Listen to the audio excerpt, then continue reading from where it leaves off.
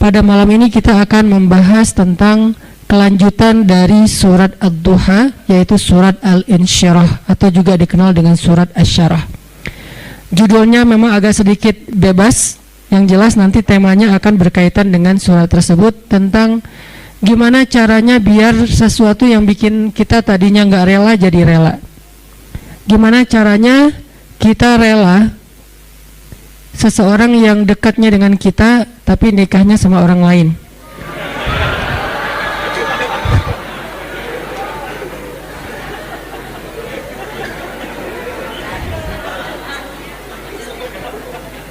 Soalnya saya juga nggak rela. Enak aja. Gimana caranya kayak gitu? Maaf ya, saya belum pernah ngerasain sakit sejauh itu, sedalam itu. Sesakit-sakitnya saya masih ada obatnya. Sekarang udah terobati. Apaan sih?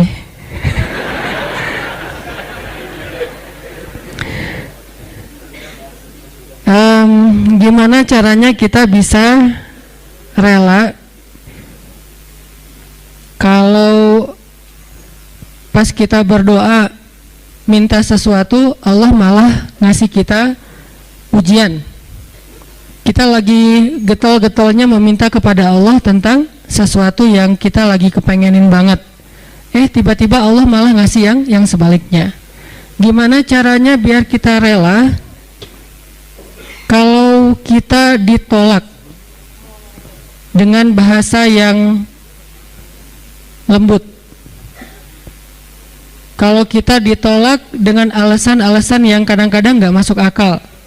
Kalau kita ditolak alasannya misalnya kayak kita kayaknya nggak cocok, soalnya hitung-hitungannya nggak dapat misalnya, atau karena mitos-mitos tertentu, atau orang tuanya kayak nggak sreg gitu sama kita, padahal kita udah berjuang untuk caper-caperan habis-habisan, modalnya juga udah keluar banyak, tapi ditolak. Gimana caranya kita rela atau lega? Kita udah kegeeran banget, dia dekat sama kita tapi jadiannya sama orang lain, dan orang lain itu bukan siapa-siapa, teman.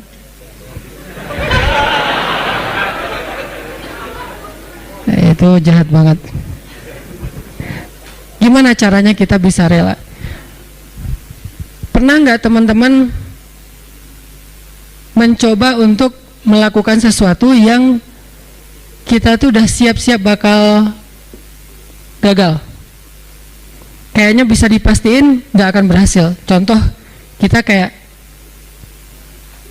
mau ngedatangin seorang calon mertua yang anaknya itu idola kampus banget, atau idola sekolah, atau teman masa kecil kayak Spider-Man atau apalah. Terus kita kayak yakin banget bahwa kita tuh bukan standar orang tuanya dan pasti kemungkinan besar akan ditolak. Cuman kan nggak ada salahnya juga untuk mencoba ya. Nah, ternyata ditolak beneran. Nah, gimana rasanya tuh? Apakah kita bisa benar-benar lega dan nggak dendam sama dia? Apakah kita benar-benar bisa ngerasa lega dan akhirnya bisa maafin orang tersebut kalau dia misalnya ngezolimin kita, ngejailin kita, ngecurangin kita, nikung kita? Yang terakhir agak berat sih, yang misalnya dia kayak memfitnah kita, ngomongin kita, mengkomen dengan hate di akun kita, meng-kick kita di grup, atau nge-blok kita di nomornya. Bisa nggak kita lega, kita rela, terutama kepada Allah Subhanahu Wa Taala? Karena ada orang yang mungkin sering nggak rela dengan perlakuan manusia, tapi dia masih berusaha untuk rela dengan ketentuan Allah. Yang parah tuh sampai ke Allah juga nggak rela. Dia nggak rela ketika Allah memberikan dia satu ketentuan. Bahkan nikmat pun kadang nggak rela. Dikasih nikmat sekian dia berharapnya lebih. Dikasih nikmat begini dia berharapnya begitu. Dikasih fisik yang ini dia berharapnya kayak gitu, dan seterusnya. Kadang-kadang masalah rambut aja dia nggak rela. Belum lagi nanti masalah kulit. Belum lagi nanti masalah tinggi badan, masalah apa segala macam yang sifatnya emang takdir dia diciptakan kayak gitu. Beda dengan mungkin kalau yang masalah-masalah katakanlah misalnya kayak sesuatu yang sifatnya karena usaha kita kayak berat badan atau jerawatan atau apa, ini kan relatif ya. Tapi kalau emang udah takdirnya kayak gitu, dia nggak rela. Termasuk dia nggak rela dengan ketentuan Allah, dia seorang laki-laki sehingga dia pengen jadi ya transgender gitulah, pengen jadi cewek, terus dia cewek pengen jadi cowok, terus dia bingung gitu, kok dua-duanya nggak enak ya, terus saya jadi apa gitu kan ya. Nah ini nggak rela gitu kan. Nah ini semuanya adalah tentang syarhus sadar, berlapang dada. Berlapang dada pertama yang paling penting adalah berlapang dada terhadap ketentuan Allah, yang kalau dalam bahasa fikihnya kadang disebut dengan istilah takdir, atau berlapang dada dengan sikap-sikap orang kepada kita. Seberapa besar lapang dada kita sehingga dada kita itu muat dengan kesalahan orang. Makin lapang, makin banyak kesalahan orang yang muat di dalam dada kita, nggak sampai bikin kita nyesek. Jadi ada kesalahan masih lapang, nggak nyesekin kita, jadi kita masih santai. Kan orang kalau lapang, sebutlah kita kayak di sebuah ruangan atau di mobil aja nih. Kebenaran mobilnya mobil city car yang memang dua row gitu, seatnya cuma 4 orang. Nah kalau masuknya cuma kita driver nih, masuk 1 orang teman, kita merasa sempit nggak? Enggak. Atau kita jadi penumpang sama driver, masuk seorang teman masih biasa, masuk yang ketiga jadi 4 orang sekarang masih biasa, masuk yang kelima, yang keempat jadi 5 orang, mulai agak-agak gimana gitu, apalagi duduk di belakang kan ya. Nah kebayang nggak kalau mobilnya bus, kalau mobilnya city car yang mungkin cuman muat 4 orang nyamannya, terus diisi 5 orang, jadinya gimana? Nggak nyaman kan?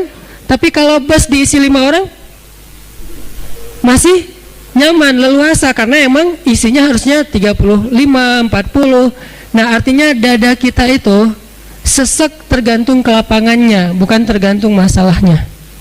Ada orang yang masalah sepele bikin dia nyesek, ada orang yang masalahnya udah luar biasa, dia masih kayak biasa-biasa aja.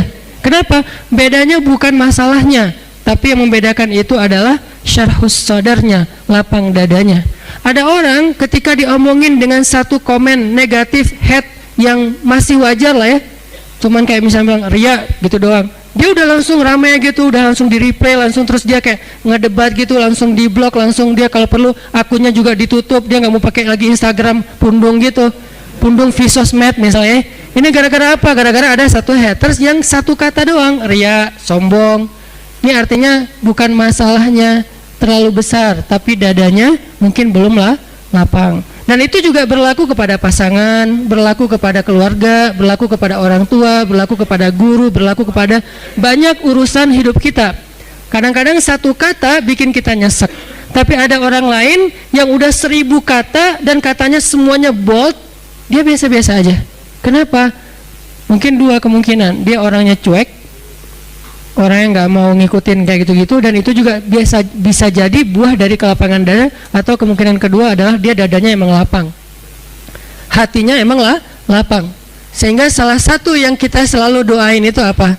Rabbi syrahli, malah sebelum yang lain-lain, Rabbi syrahli sadri. Inilah yang diminta oleh Nabi Musa ketika Nabi Musa diutus kepada Firaun. Allah berfirman di surat Thaha, idhab ila Firaun innahu tagha. Pergilah kamu kepada Firaun, dia itu jahat banget. Tagha itu jahat banget. Tagha itu zalim banget. Tagha itu durhaka. Tagha itu sangat sombong. Tagha itu udah luar biasa kejahatannya, bukan lagi orang yang kejahatannya masih wajar, udah di atas wajar, namanya tagha. Innahu tagha. Firaun itu luar biasa jahatnya. Apa kata-kata Musa? Musa nggak bilang ya Allah beri saya senjata, karena kalau Musa minta senjata Allah bakalan kasih senjata yang bisa ngalahin Firaun. Musa nggak bilang ya Allah kasih saya misalnya harta supaya saya bisa ngebeli semua kekayaan Firaun, kekuasaan Firaun saya bayarin aja lebih daripada Korun. Malah yang diminta oleh Musa dalam misi yang sangat berat itu apa? Qala Rabbi syrahli sadri. Itu pertama yang diminta sama Musa. Musa berdoa setelah Allah memberi dia perintah, kata Musa, Rabbi syrahli sadri, ya Allah lapangkan dada saya. Baru yang kedua, wa yassirli amri, ya Allah mudahkan urusan saya. Jadi kalau dadanya udah lapang, maka urusannya jadi mudah. Kalau dadanya udah lapang, maka hidupnya jadi mudah. Kalau dadanya udah lapang, maka hubungan dengan pasangannya jadi mudah. Kalau dadanya udah lapang, maka hubungannya dengan partner atau teman kerja, tim bisnis kita jadi mudah. Kalau dadanya udah lapang, maka teamwork kita dalam suatu usaha sosial, gerakan dakwah atau apapun jadi mudah. Wa yassir li amri. Baru setelah itu wahlul 'uqdatan min lisani yafqahu qawli. Selesai? Belum. Yang kita nggak bacain yang keempatnya waj'alli waziram min ahli Haruna akhi. Dan beri saya juga seorang pendamping yang dia pintar ngomong dan dia itu lebih ngerti realitasnya, lebih tahu apa yang terjadi di sana, saudara saya Harun, supaya kami bisa sama-sama berdakwah kepada di sisimu ya Allah. Jadi yang pertama banget diminta oleh Musa menghadapi Firaun aja lapang dada. Kenapa? Karena kalau Allah kasih kelapangan dada untuk Musa, kejahatan Firaun itu nggak bikin Musa nyesek. Kebayang ya, orang yang lapang dada diperlakukan oleh Firaun aja masih belum nyesek. Gimana kalau suaminya bukan Firaun? Kan banyak ibu-ibu atau istri-istri bertanya, Ustadz gimana menghadapi suami yang pemarah, suami yang galak, suami yang nggak setia, suami yang suami. Sekian banyak kesalahan suaminya. Lebih besar mana dengan kesalahan Firaun? Pastinya lebih besar Firaun. Dan kita nggak membandingkan suami dengan Firaun ya. Artinya emang ya jauh lah insya Allah. Ini bukan dalam masa dalam niat membandingkan. Tapi kalau kesalahan Firaun aja dengan kelapangan dada Musa tidak pundung, Musa tetap bisa bersabar, Musa tetap bisa menuntaskan misi dakwahnya, berarti lapang dada itu penting banget dalam hidup kita teman-teman. Sampai dengan kelapangan dada bisa menghadapi orang sekelas Firaun, berarti kan lapang dada itu penting banget ya. Yang kalau di bawah Firaun pasti akan lebih lega lagi nih. Di Firaunin aja lega, di Firaunin. Jadi diperlakukan oleh Firaun aja masih lega. Itulah yang diminta oleh Musa. Ini menandakan bahwa lapang dada itu salah satu doa yang paling penting untuk kita baca teman-teman. Bukan cuman pas mau ngomong di depan kita baca Rabbi syrah li sadri. Kapan aja Rabbi syrah li sadri, Rabbi lapangkan dada saya, lapangkan dada saya. Kalau mau pulang ke rumah buat yang udah punya pasangan, istri lagi ngambek di pintu, Rabbi syrah li sadri. Syarhus sadar ini berlaku hubungan kita dengan Allah. Syarhus sadar ini dipakai ketika hubungan kita dengan orang tua, hubungan kita dengan pasangan, hubungan kita dengan anak, hubungan kita dengan saudara, dengan teman, dengan tetangga, dengan siapapun. Karena kalau kita nggak punya syarhus sadar, nggak punya kelapangan dada, kita susah untuk lega menghadapi orang lain, lega untuk menghadapin ketentuan Allah dalam hidup kita. Kita bakalan lebih banyak berkeluh kesah, nyesek, bete, terus rasanya kayak nggak bebas gitu, kayak ada sesuatu yang nyesek banget di dada kita tuh. Nah ini pasti bikin kita sendiri yang nggak nyaman. Sedangkan Allah Subhanahu wa Ta'ala udah ngajarin kepada kita satu doa yang dipetik dari bacaan doanya Musa alaihissalam. Ketika mau menghadapi Firaun aja, Musa meminta supaya dilapangkan dada, saking pentingnya modal ini. Jadi sebelum minta mujizat, diantara mujizatnya tongkat jadi ular, mujizatnya nanti bisa ngebelah laut, mujizatnya macam-macam. Sebelum Nabi Musa minta mujizat, karena sifat dari mujizat itu adalah mengalahkan makar-makar musuh, itulah sifat dari mujizat. Jadi ketika Allah kasih mujizat kepada nabinya, itu bertujuan untuk mengalahkan makar-makar yang dibuat oleh musuh. Misalnya kalau makarnya adalah syair, maka mujizatnya adalah Al-Quran.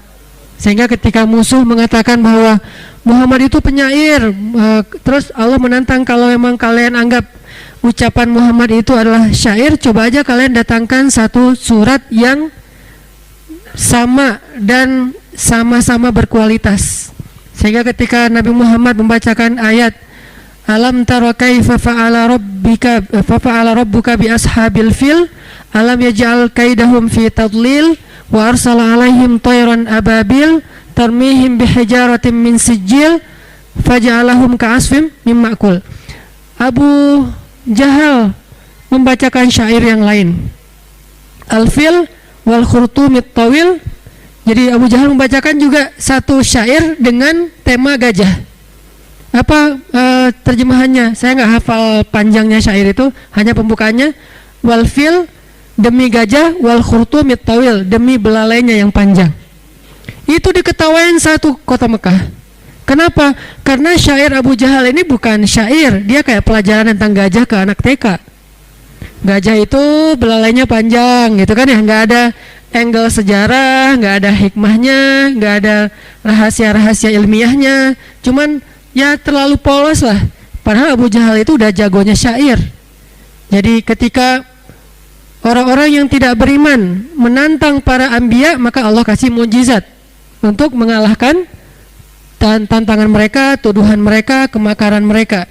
Kayak misalnya Firaun ngumpulin para penyihir-penyihirnya yang lulusan-lulusan dari sekolah sihir yang ada di zaman Firaun, mereka juga bikin sekolah sihir. Dan ini terkenal dalam sejarah, memang ada sekolah sihir. Termasuk nanti cerita seorang laki-laki, anak muda yang lagi pengen belajar sihir ke seorang penyihir legend, terus malah dia mengalahkan penyihir itu dengan kalimat iman ya. Jadi banyak sekali cerita-cerita sekolah sihir di zaman sebelum Nabi Muhammad SAW. Dia kumpulin nih lulusan cum laude dari Universitas Sihir. Semua yang keren-keren, profesornya, yang cum laude-nya, dokter-dokter mudanya, kumpulin semuanya. Ini makar. Wa makaru wa makarallah wallahu khairul makirin. Wa yamkuruna wa yamkurullah wallahu khairul makirin.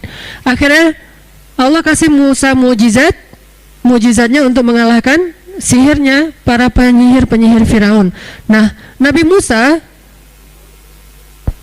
padahal seorang nabi nggak meminta mujizat pada Allah, ya Allah kasih saya mujizat untuk bisa mengalahkan kejahatan Firaun. Bukan itu yang pertama diminta oleh Musa, tapi yang pertama diminta oleh Musa itu adalah Rabbish shrahli sadri, ya Allah lapangkanlah dada saya. Inilah yang paling penting dalam hidup kita. Apalagi ketika kita mengemban amanah-amanah yang berat. Apalagi kita bergaul dengan banyak orang. Karena orang yang tidak bergaul, walaupun dia soleh, masih kurang istimewa di sisi Allah dibandingkan orang yang soleh dan bergaul. Kan Nabi SAW bersabda, Al-mu'min alladhi yukhalitun nas wa yasbir ala adahum a'zamu ajran. Di riwayat yang lain, khairun minal mu'min alladzi la yukhalitun nas wa la yasbir ala adahum. Mukmin yang bergaul, ini salah satu dalil saya tentang gaul ya. Jadi gaul itu bukan gaul, bukan. Gaul itu yukhalit, bergaul dengan manusia. Al-mu'min, mukmin yang bergaul dengan manusia, lalu dia bersabar atas gangguan mereka. Kayak kita main sosmed kan bergaul berarti kan ya. Tapi sabar dengan para haters. Nah, ini lebih banyak pahalanya atau lebih utama, lebih baik daripada mukmin yang tidak bergaul dengan manusia dan tidak bersabar atas gangguan mereka, walaupun dua-duanya mukmin. Di sini kelihatan mukmin yang gaul lebih utama daripada mukmin yang tidak gaul, walaupun sama-sama soleh, sama-sama beriman. Harus gaul. Kenapa? Karena dakwah itu adalah pergaulan. Kalau kita tidak mau bergaul dengan masyarakat luas, bagaimana kita akan tabligh, menyampaikan risalah Allah kepada mereka? Bagaimana mungkin risalah Allah ini tersampaikan kepada orang lain kalau kita berdiam diri di mihrab masjid? Bagaimana mungkin dakwah ini akan tersampaikan kepada Indonesia kalau kita nggak punya akun sosmed? Bagaimana mungkin dakwah ini akan tersampaikan kepada semua komunitas kalau kita membatasi diri bergaul hanya dengan orang-orang yang udah soleh doang gitu? Kalau dalam konteks dakwah, sehingga ketika kita mengambil peran dai dan ingin bergaul dengan manusia, konsekuensinya adalah wayasbir ala adahum, harus bersabar dengan perangai-perangai mereka yang kadang nggak nyaman, komen-komen mereka yang kadang nggak sesuai harapan kita, respon mereka yang kadang di luar dugaan kita dan seterusnya. Dan kesabaran ini buah dari syarhus sadar, lapang dada. Dan itulah yang Allah berikan sebagai bekal kepada Nabi Musa dan juga para anbiya. Jadi bisa dibilang teman-teman, salah satu syarat menjadi nabi adalah syarhus sadar, lapang dada. Ada nabi yang nggak pernah yang pernah nggak lapang dada? Ada, Nabi Yunus. Sekali doang tapi. Dan nggak lapang dadanya Nabi Yunus juga beralasan menurut saya. Kalau kita mungkin akan lebih parah dari itu. Itu juga ditegur sama Allah. Kenapa? Nabi Yunus berdakwah di Mesir sekian tahun, Lalu mereka menolak dakwah Nabi Yunus, malah memfitnah Nabi Yunus, malah berbuat makar kepada Nabi Yunus. Akhirnya Nabi Yunus merasa kecewa kepada mereka dan meninggalkan mereka. Kecewa dan meninggalkan. Kalau kecewa udah biasa, sedih udah biasa, tapi meninggalkan ini baru namanya udah sempit dadanya. Meninggalkan mereka, ternyata Allah nggak ridho dengan pilihan Nabi Yunus. Lalu Allah Subhanahu Wa Taala memberi Nabi Yunus pelajaran. Pelajarannya, Nabi Yunus singkat cerita dimakan oleh ikan hut. Ada yang bilang nun, ada yang bilang paus, ada yang bilang apa segala macam, pokoknya ikan aja. Dimakan sama ikan, kemudian ikan itu membawa Nabi Yunus ke kedalaman laut yang luar biasa, sampai ke kedalaman yang tidak masuk cahaya. Ke kedalaman yang tidak masuk cahaya, karena ada paus tertentu yang dia berenang di kedalaman yang manusia nggak akan sampai ke sana, yang nggak akan tembus cahaya matahari, sehingga disebut oleh ulama dengan istilah fi zulumatin salas, di dalam 3 kegelapan, gelapnya malam, gelapnya lautan, dan gelapnya perut ikan. Disitulah Nabi Yunus bertaubat, disitulah Nabi Yunus minta ampun, bertasbih kepada Allah. Baru kemudian Allah selamatkan Yunus ke pantai. Lalu Allah beri lagi umat untuk didakwahi oleh beliau, dan beliau mulai berlapang dada akan gangguan mereka. Akhirnya Allah lipat gandakan kesuksesan Nabi Yunus dan mendapatkan umat yang sangat banyak. Ini artinya modal utama para anbiya adalah syarhus sadar, dengan berbagai macam skenario yang Allah bikin. Nabi Yunus dilapangkan dadanya dengan pelajaran dimakan ikan. Baru setelah itu beliau jadi faham tentang arti lapang dada. Nabi Musa dilapangkan dadanya dengan adegan doa Rabbi syrah li sadri wa yassir li amri, dan seterusnya. Nabi Muhammad dilapangkan dadanya menurut surat Asy-Syarh atau Al-Insyirah dengan 2 adegan. Satu adegan pembedahan dada beliau ketika beliau berusia 10 tahun. Satu lagi adegan, ada yang bilang 10 tahun, ada yang bilang beberapa kurang dari itu. Satu lagi adegan di bedah dadanya Nabi Muhammad ketika mau melakukan perjalanan Isra dan Mi'raj. 2 kali dibedah dadanya dan dilapangkan, dibuang bukan penyakit ya, kotoran-kotoran yang sifatnya fitrah manusia di dalam dada Rasulullah SAW, sehingga menjadi orang yang lapang dada. Nah, hasil dari kelapangan dadanya Nabi Muhammad adalah leganya beliau menghadapi orang kayak Abu Jahal, kayak Abu Lahab. Tahu sendiri kan Abu Lahab gimana ngerecokin Nabi, yang saya cerita sebelum subuh udah mencelok di depan pintu rumah Nabi gitu, berdua pula tuh istiqomah dengan istrinya, kompakan banget gitu. Jadi kayak mesra dalam kebatilan gitu. Jadi kedua orang tuh mesra banget dalam kemungkaran, kebatilan. Sebelum subuh udah ngebangunin istrinya, mah ada apa-apa? Kan kita punya tugas. Oh iya, ya kita pacaran. Ngapain pacarannya? Ngerecokin Nabi Muhammad. Pacaran ngerecokin Nabi Muhammad. Duduk aja berdua depan pintu rumah Nabi. Begitu Nabi keluar, nah ini orangnya nih, ngikutin kemana Nabi pergi. Kan gak enak banget ya. Paling gak enak. Nabi juga pernah sedikit ngerasa kayak terganggu oleh kedatangan seorang sahabat yang pengen belajar ilmu tapi kayak maksa gitu. Abdullah bin Umi Maktum kan. Nabi lagi ngedakwahin kepala kaum dan berharap kalau kepala suku, kepala komunitas, kepala geng ini masuk Islam, nanti satu komunitasnya akan memeluk Islam. Datang Abdullah bin Maktum, narik-narik baju Nabi. Rasul, narik-narik gitu. Namanya juga mungkin orang kampung, terus dia juga tunanetra gitu. Nah, Rasul. Kata Nabi, ada apa Abdullah? Ajarin saya dong ayat ini maksudnya apa? Oh sebentar ya, kata Nabi. Nabi pindah. Cari lagi, ini nih. Rasul lagi ngomong sama orang-orang, dan orang itu pada ketawa mentertawakan Rasul dan Abdullah. Rasul ajarin dong. Sebentar ya Abdullah, nanti ya habis ini. Terus Nabi pindah lagi, ditarik lagi. Akhirnya Nabi abasa wa tawalla, bermasam muka dan berpaling. Artinya bermasam muka dan berpaling, merasa terganggu. Apa kata Allah? Kalla, jangan gitu Muhammad. Arti kalla, jangan gitu. Walaupun kalau kita baca di Quran terjemah agak membingungkan sih terjemahannya. Sekali-kali tidak. Maksudnya apa sih? Sekali-kali tidak. Ini terjemahan baku ya. Makanya saya coba mentranslate ayat, hadis semampu saya dengan bahasa kita lah, bahasa santai. Walaupun mungkin sebagian orang nggak paham. Itu yang diajarkan kepada kita dulu ketika masih di Mesir. Mentranslate, bukan mengubah teks, bukan mengubah ayat dan hadis, mengubah terjemah. Jadi ada namanya terjemah lugawiyah, ada terjemah taklidiyah. Terjemah lugawiyah itu terjemah bahasa, linguis. Terjemah taklidiyah itu menerjemahkan sesuai dengan kondisi masyarakatnya. Sehingga saya menerjemahkan dengan tarjamatus syabab, terjemah anak muda. Jadi bukan terjemah depak, tapi terjemah syabab. Nah ini kayaknya suatu saat nanti udah harus ada sebuah semacam kamus terjemahan Al-Quran versi anak muda. Karena kan ada versi Indonesia, ada versi Korea. Boleh nggak sih menerjemahkan Al-Quran ke bahasa Korea? Beneran? Kan itu sama dengan bahasa K-pop. Tapi emang itu yang mereka pakai kan, bahasa Korea kan, bahasa K-pop, bahasa drakor kan sama ya. Berarti nggak tercela dong menerjemahkan Al-Quran ke bahasa Korea walaupun dipakai sama K-pop dan drakor. Dan saya juga ya gitu deh. Jadi artinya menerjemahkan ke bahasa anak main boleh juga dong. Tapi kan dipakai anak main, emang apa salahnya? Emang semua anak gaul itu negatif kan? Enggak. Di sini saya kira anak-anak gaul semua nih yang lagi ngumpul dan menjadikan masjid sebagai salah satu spot tempat nongkrong gitu. Jadi intinya teman-teman, ternyata dengan syarhus sadar yang Allah berikan kepada Nabi Muhammad, akhirnya Nabi jadi berlapang dada terhadap gangguan-gangguan orang di sekelilingnya, termasuk Abu Lahab, Abu Jahal. Abu Jahal itu memfitnah Nabi itu udah habis-habisan. Termasuk nanti Suhail, seorang laki-laki Mekah yang dia itu bisa dibilang kayak wartawan dan juga penulis.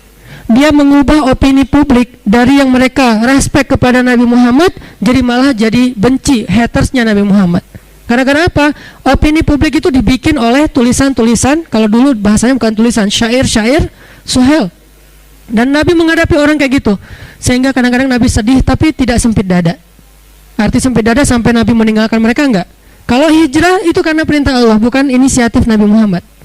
Buktinya Nabi berhijrah sampai turun perintah dari Allah, bukan. Kalau inisiatif mungkin Nabi udah hijrah duluan ke Habasyah, tapi tidak. Ke Habasyah itu bukan hijrah lari dari suatu kondisi, karena yang hijrah ke Habasyah itu bukan sahabat yang lemah, teman-teman.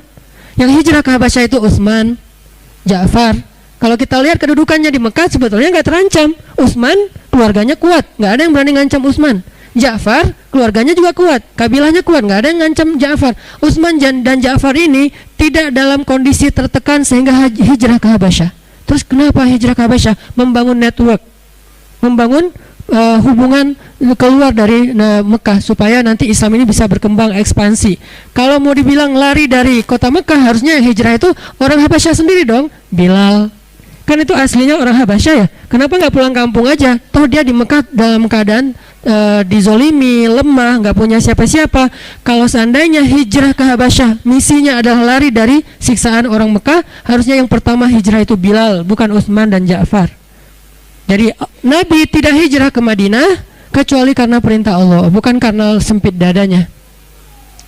Jadi ketika Nabi dibedah 2 kali, akhirnya dada Nabi itu muat untuk kesalahan-kesalahan orang yang menzolimi beliau, yang ngerecokin beliau, sedangkan beliau tidak merasa berat dengan hal itu. Justru apa yang membuat Nabi berat, teman-teman? Ini nih kerennya Nabi nih. Apa yang membuat Nabi berat dan sampai-sampai kayak sakit gitu Nabi teh? Apa? Nabi kasihan sama mereka. Bukan Nabi sebel sama mereka. Kalau kita kan beratnya gara-gara sebel ya. Beratnya gara-gara ilfil, beratnya gara-gara sakit hati. Kalau Nabi beratnya di dada beliau itu karena kasihan sama mereka. Ada seorang laki-laki Yahudi meninggal, jenazahnya diarak gitu, ditandu mau dikuburin, Nabi nangis. Kenapa? Kasihan, dia belum sempat beriman tapi sudah meninggal, sehingga nasibnya nanti di akhirat dalam keadaan terancam. Nabi sedih atas dia, bukan sedih atas diri sendiri. Sehingga ayatnya di dalam surat Al-Kahfi itu saya lupa di halaman kedua, hampir-hampir kamu mencelakai dirimu sendiri gara-gara mereka tidak beriman. Ada yang ingat ayatnya? Gimana? Wala'allaka bakhun nafsak ala atharihim illam yu'minu bihadzal hadithi asafa. Hampir-hampir kamu mencelakakan diri kamu sendiri gara-gara mereka tidak beriman terhadap risalah yang kamu bawa. Barakallahu fiik. Ini artinya teman-teman, dada Nabi itu terasa berat bukan karena kejahatan orang kepada beliau, tapi justru karena kebaikan beliau.